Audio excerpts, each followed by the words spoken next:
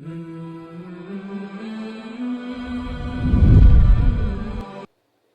اللہ الرحمن الرحیم۔ شروع کرتی ہوں اللہ تعالیٰ کے نام سے جو بڑا مہربان نہایت رحم والا ہے۔ حضرت حارثہ رضی اللہ تعالیٰ عنہ سے مروی ہے کہ میں نے رسول اللہ صلی اللہ علیہ وسلم کو فرماتے سنا، صدقہ کرو، اس لیے کہ ایک ایسا زمانہ آنے والا ہے کہ آدمی صدقہ لے کر چلے گا کہ کسی کو دے، مگر جسے وہ صدقہ دیا جائے گا وہ کہے گا اگر تو کل لے آتا تو میں قبول کر لیتا، آج نہیں۔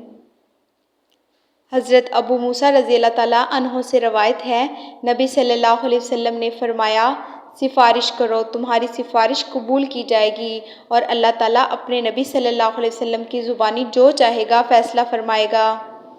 حضرت معاویہ بن ابی سفیان رضی اللہ تعالیٰ عنہ سے روایت ہے، رسول اللہ صلی اللہ علیہ وسلم نے فرمایا، ایک آدمی مجھ سے کوئی چیز مانگتا ہے اور میں انکار کر دیتا ہوں تاکہ تم سفارش کر کے ثواب حاصل کرو۔ تحقیق رسول اللہ صلی اللہ علیہ وسلم نے فرمایا، سفارش کیا کرو، تمہیں ثواب ملے گا۔ حضرت جابر رضی اللہ تعالیٰ عنہ سے مروی ہے، رسول اللہ صلی اللہ علیہ وسلم نے فرمایا، ایک غیرت وہ ہے جسے اللہ عز و جل پسند فرماتا ہے، ایک غیرت وہ ہے جسے اللہ تعالیٰ ناپسند فرماتا ہے، اسی طرح ایک فخر وہ ہے جسے اللہ تعالیٰ پسند فرماتا ہے، اور ایک فخر وہ ہے جسے اللہ تعالیٰ ناپسند فرماتا ہے۔ پسندیدہ غیرت وہ ہے جو تہمت کے مقام پر ہو، اور ناپسندیدہ غیرت وہ ہے جو بلا وجہ ہو۔